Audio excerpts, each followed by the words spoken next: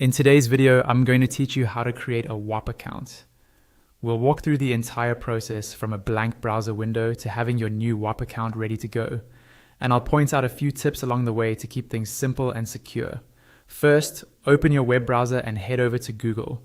In the search bar at the top, type the word Whop and press enter. You should see Whop show up right at or near the top of the search results.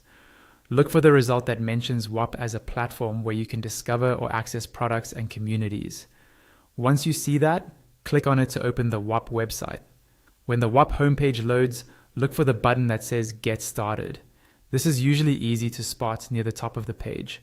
Go ahead and click that button. This will take you to the sign up screen where you can create your account. On this screen, you'll see a field where you can type in your email address and then continue. That method works perfectly fine, but there is an easier and faster option: creating your account with Google. Instead of manually entering an email and setting a password, you can simply connect your Google account, which saves time and removes the need to remember yet another login. So look for the option that says something like Create with Google, along with the familiar Google icon, and click on that. A Google sign-in window or tab will open. Here you'll see a list of Google accounts that are either already signed in on your browser, or you'll have the option to add a new one.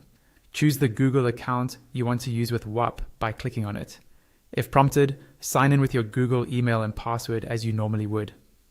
Then you'll see a confirmation screen asking you to continue and allow Whop to use your basic Google profile information, like your name and email address. Review the details if you'd like, and then click on Continue. After a moment, Google will redirect you back to Whop, and your new account will be created automatically.